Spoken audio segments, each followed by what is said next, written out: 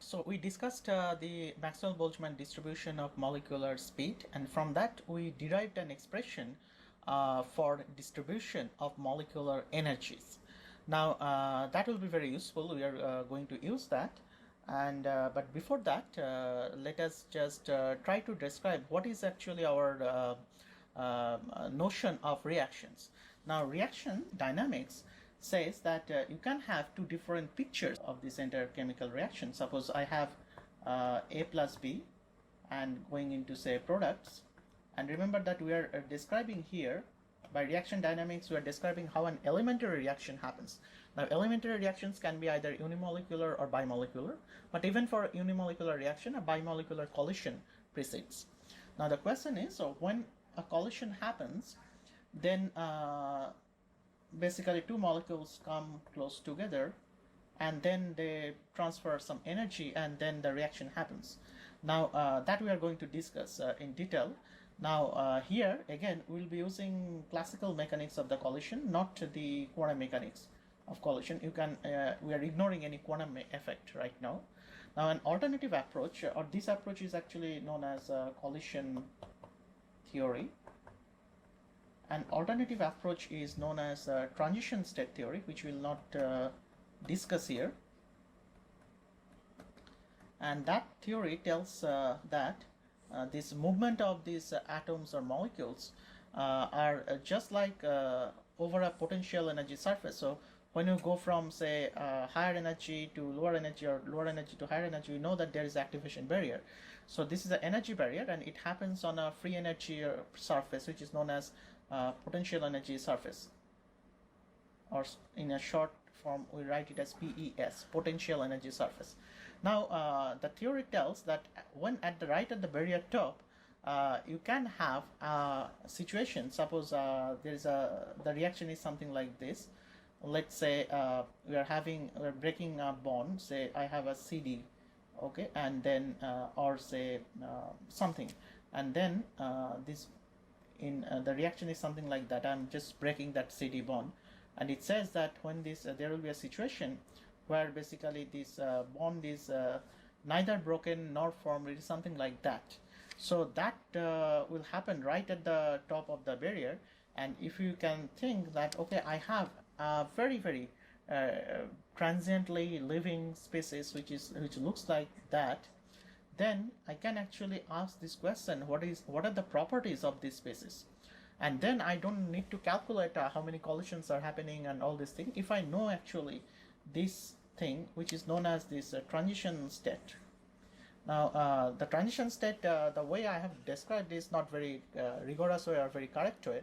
Actually, transition state has a very deeper meaning. It comes from classical mechanics, and the transition state theory is inherently classical theory.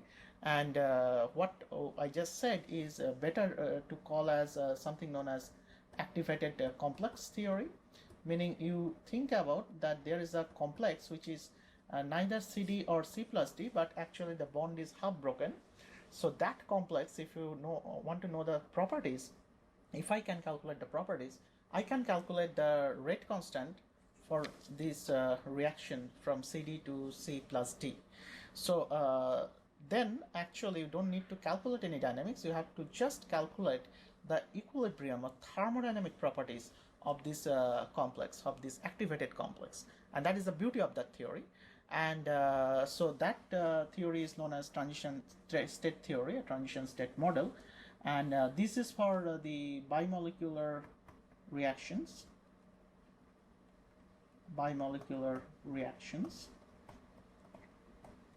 And there are also, remember, the unimolecular reactions. And those unimolecular reactions, we said that there will be a bimolecular collision between A and M. That will give me this A star, and then this A star will give me the product. And that was our Lindemann hypothesis, or Lindemann model. And now that is actually collision driven, just like bimolecular collision. But the question is how the S star energized molecule is giving a product. That also people think that, okay, fine, I have a similar thing, like there is a transition state, not a bimolecular transition state. It's a transition state like thing, and then actually it goes to the product, and then you can actually think in the same way. And then these different models that we talked about, particularly this sophisticated model, which is RRKM, which was developed by Rudy Marcus, that actually essentially shows that the rate expression you get for a unimolecular reaction is exactly the same rate expression for the bimolecular transition state theory. So there is a deep connection, but to understand that you need to know a lot of classical statistical mechanics, how this works, or how to calculate the number of states in this region, or you have to basically figure out what is the density of states, and then you have to multiply with the probability of crossing or occupying those states, and then you can actually do kinetics. So there are two approaches, what I just said. One is basically the dynamical approach, which is the you calculate the dynamics either in classical dynamics or quantum dynamics, or sometimes you do a mixed way, classical plus quantum. And the second approach is that you completely get rid of dynamics. You just look at the region of the potential energy surface and just look at the equilibrium properties of that region, and then you will be done. Then you have to just do time independent calculations, and then you will be done with the rate constant. And for unimolecular reaction, there are also statistical theories, and which are which very much resemble the transition state theory, which is also statistical in nature. Now we'll only consider the collision theory and the very simple model of collision theory. Now how do you calculate the number of collisions? Now suppose a molecule is moving from say left to right, and then I'm asking this question, how many collisions it make per unit time, per unit volume. Okay, so that will be definitely connected to our rate, because rate is nothing but how many reactions are happening, remember, per unit time, per unit volume. Because if you the way we describe the rate, if you remember at the very beginning, it is basically the advancement of the reaction, which means rate of advancement of the reaction with respect to either products or reactant, whatever it is, and per unit volume, that was rate. So if you ask this question, how many collisions are happening per unit time, per unit volume, and suppose I'm talking about collision between two molecules which are A and B, and right now we are thinking these molecules having some dimension, and meaning they are not just like point masses, but they have some size. But to make the model very simple, we are considering them to be spheres. And this, what kind of spheres? These are hard spheres, in the sense that if the two spheres touch, they will just touch at the surface. They will not penetrate each other. So these are called hard sphere. It's just like say two billiard balls on a billiard table. They just collide and they just fly apart. Or suppose two hard balls like two cricket balls, and which cannot actually penetrate each other, something like that. Very much classical in nature. And then suppose this is the molecule of B, and suppose this is the molecule of A. Now think about it. If this molecule suppose is moving, now why I'm considering only one molecule is or one particular A molecule is moving, is that this is all relative velocity. Everything is moving, but then you can think that if there are two things moving, you can actually think one of them is as if it is fixed, and the other thing is moving with a relative velocity with respect to the other. So that is very well known. So we are using this concept of relative velocity, and then you can see that collision between these two will happen only when the center to center distance, vertical distance, is actually less than the addition of the radii of the two molecules. In the sense that what I just said is that think about three different situations. Suppose this molecule is moving, and there's a second molecule. Suppose I'm calling this as that is the bigger molecule as A and the smaller one as B. So if it moves like this, then it just collides right bang on the second molecule. So this is something known as head-on collision. So there but you can have a situation, another extreme situation, where this guy is moving like this. At some other point it is basically here, However, the second molecule was just lying here, so their surfaces just touch. So this is one extreme where it will be just, this is like this, it is just coming, and this just touched and flew apart. But if it is even away, the molecules which are even further away, they will not collide with this A molecule. So all the B molecules which are lying within a distance, and how do you get the distance? This is nothing but, you can easily see, it is basically the radius of our A molecule and radius of B molecule. If it is within that distance, then only they will collide. So you can have an intermediate situation also, which I have drawn here. So this is one extreme situation, head-on collision. This is known as sometimes the grazing collision. So this is just touching this thing, and this is some kind of intermediate situation or more general thing, where the distances are such a way, like it is coming and it is colliding, but not at center, on face to face. So it is just touching and colliding, something like that. So this distance, we call it as something, we write it as B, and this B we write it as impact, or call it as impact parameter. So B can vary from 0. When this will be 0, you can see it in this situation it is 0, because the center to center there is no difference actually, they're just lying on the same line. So there is no difference in that center to center vertical distance. Or it can be maximum, it can be 0 minimum, and it can be maximum to RA plus RB. If it is more than that, then actually you don't get any collision. So long story short, if this molecule moves from, say, left to right, it will collide with those molecules which are lying within a distance RA plus RB from this line of approach. So we can say that we can think of a cylinder like this, where the radius of the cylinder is nothing but RA plus RB, and we can say all the B molecules which are lying within this cylinder will be hit by this molecule in an interval delta t. Then the length of the cylinder must be the v into delta t, where v is the speed of this molecule, because this molecule sweeps v into delta t distance in delta t time. So all we have to calculate, we already know the volume of the cylinder. This is the length, and the volume will be length times the cross section, and we know the radius, so we can easily figure out the cross section. But note here that this v, what is this v? V is now the relative velocity, because I'm considering only this particular molecule, which is A molecule, is moving and making a collision with all the B molecules that are lying within this cylinder. And there are also A molecules within this cylinder, but A plus A, it will not give any reaction.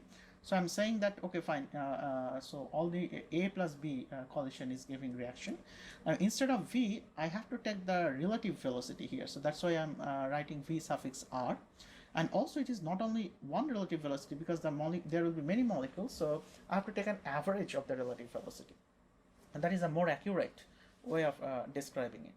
So this number of collisions, we can easily figure out.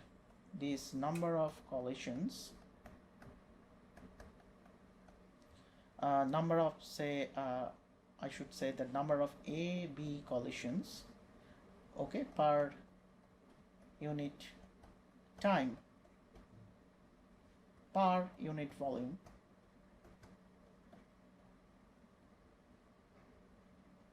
How do you calculate that? Now you have to basically write it like if the cross-sectional area is A, so we can easily figure it out. So suppose the number of so it will be just equal to the number of molecules those are sitting inside, number of B molecules sitting inside that volume.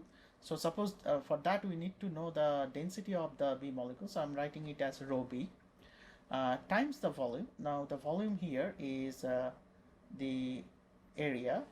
Area is pi Ra plus Rb square. So that is the area, and then I have to also